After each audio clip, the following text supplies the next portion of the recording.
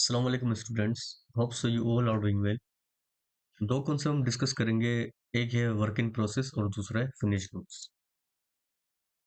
देखिएगा, एग्जामिनर चाहिए finish goods कौन से होंगे हमारे। Finish goods, opening and closing. इससे रिलेटेड आपको कुछ कॉन्सेप्ट समझाने जा रहा हूँ, क्योंकि जो अभी रिसेंट अटेम्प्ट में आपके पास क्वेश्चन पूछा गया है उसमें इसी कॉन्सेप्ट को टेस्ट किया एग्जामिनर ने। मिसाल के तौर पे हम एक कॉस्ट ऑफ गुड्स मैन्युफैक्चर्ड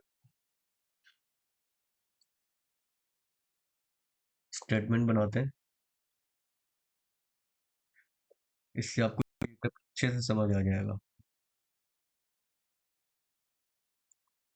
आपको पता है cost of goods manufacture statement में क्या क्या एलिमेंट्स होते हैं हमारे पास। डायरेक्ट मटेरियल यूज्ड होता है इसमें, डायरेक्ट लेबर होता है। इन दोनों को ऐड करते हैं तो हमारे पास बन जाता है प्राइम कॉस्ट। तो हम ऐड करते हैं एफ तो हमारे पास आ जाती है manufacturing cost.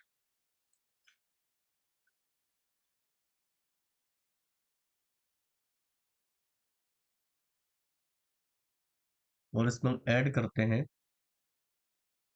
Work in process जो हमारे पास ओपनिंग में होता है, और लेस करते हैं इसमें वर्क इन प्रोसेस जो हमारे पास क्लोजिंग में होता है।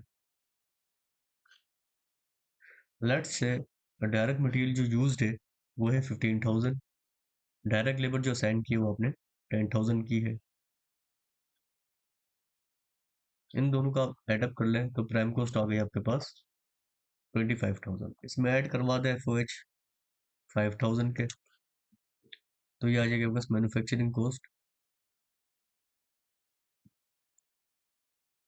ये आ गई बस 30,000 की मैन्युफैक्चरिंग कॉस्ट। अब एग्जामिनर कहते हैं जो आपके पास वर्क इन प्रोसेस है, ओपनिंग अज्यूम कि वो है 2,000 और क्लोजिंग है आपके पास 3,000।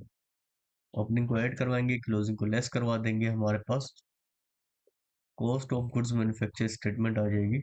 यानी कॉस्ट ऑफ गुड्स मैन्युफैक्चर्ड आ जाएगी, कॉस्ट ऑफ गुड्स मैन्युफैक्चर्ड। ये अमाउंट आ गई आपके पास 29,000। अब देखें, एग्जामिनर के दो तरीके होते हैं पूछने के। अब एग्जामिनर क्या करेंगे, सवाल में वर्क इन प्रोसेस ओपनिंग और क्लोजिंग ये दोनों वैल्यू आपको बता देंगे। मैं इसको डिफरेंट कलर से लिख देता हूँ।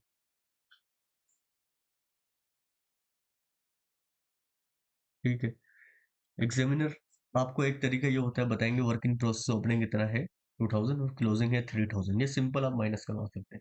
लेकिन एग्जामिनर का पूछने का तरीका एक और तरीके से भी एग्जामिनर पूछ सकते हैं। Examiner work in process opening और क्लोजिंग ना कहें, एग्जामिनर आपके साथ सिंपल वर्डिंग में अंग्रेजी की थोड़ी सी थोड़ा तड़का लगाएंगे इसमें। वो क्या कहेंगे, वो बोलेंगे एग्जामिनर कि जो वर्क इन प्रोसेस है ना, work in process increased increased by ₹1,000।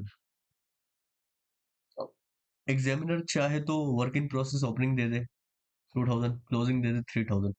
लेकिन अगर आप एक 2 और 3,000 का अगर आप नेट देखें ना, नेट अगर आप देखें, ओपनिंग में वर्क इन प्रोसेस था 2,000, क्लोजिंग में आते आते कितना हो गया, क्लोजिंग में आते आते कितना हो गया ये वर्क इन प्रोसेस 3,000। तो जो वर्क इन प्रोसेस में चेंज आया है, जो वर्क इन प्रोसेस में चेंज आया है वो इंक्रीज आया है डिक्रीज आया है। अगर ओपनिंग में 2,000 और क्लोजिंग में 3,000 है, इसका मतलब जो वर्क इन प्रोसेस में जो चेंज आया है वो इंक्रीज की तरफ आया है, इंक्रीज हो गया। और कितने से इंक्रीज हो गया, ₹1,000। तो एग्जामिनर का एक तरीका ये होता है आपको एग्जाम्स में हिंट देने का। अब इस केस में अगर आपके पास ये जुमला लिखा हुआ है work in process increase by ₹10, 1,000, 2,000 जो भी है, तो आपको क्या करना है।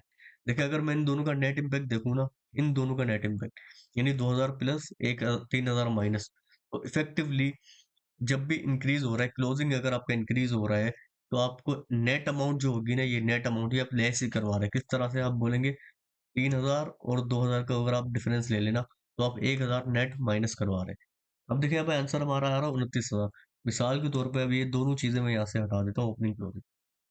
आप मैन्युफैक्चरिंग कॉस्ट तक पहुंच गए। अब एग्जामिनर ने कहा है कि increase in work in process. याद रखें, increase in work in process को हमें क्या करवाना है, लेस करवाना है, क्योंकि क्लोजिंग वाला इंक्रीज हो गया, कितने से इंक्रीज हुआ है, 1000 से। अब देखिएगा आंसर वही रहा हमारा, 29,000 का। अगर यहाँ से एक रूल आ गया आपके पास कि अगर increase in work in process होगा तो आपको क्या करवाना है, लेस करवाना है, लेस इन COGM स्टेटमेंट। और अगर इसका वाइस वर्सा हो जाए, अगर डिक्रीज आ जाए, decrease in work in process आ जाए, तो आपको क्या करना है, यहाँ पर ऐड करवा देना है गुड्स मैन्युफैक्चर स्टेटमेंट। ये सिंपल सा रूल आपको पता होना चाहिए। लॉजिक मैंने समझा दी आपको। 2000 जो भी 24-25 का करंट पेपर आया है बीकॉम का, उसमें इसी कॉन्सेप्ट को टेस्ट किया गया है। अब वो चाहे वर्क इन प्रोसेस के कॉन्सेप्ट में पूछ ले एग्जामिनर, या इसी की जगह पे फिनिश गुड्स, गुड्स से भी रिलेटेड यही कॉन्सेप्ट टेस्ट हो सकता है, इंक्रीज और डिक्रीज वाला। एक कॉन्सेप्ट को समझ लें, दूसरे को आप एग्जाम्स में ऑटोमेटिकली प्लग इन कर लेंगे, कॉन्सेप्ट को अप्लाई कर लेंगे। ये दो कॉन्सेप्ट मुझे आपको समझाने थे, वर्क इन प्रोसेस का और फिनिश गुड्स का। उम्मीद करता हूँ आपको ये दोनों कॉन्सेप्ट समझ आ गए होंगे।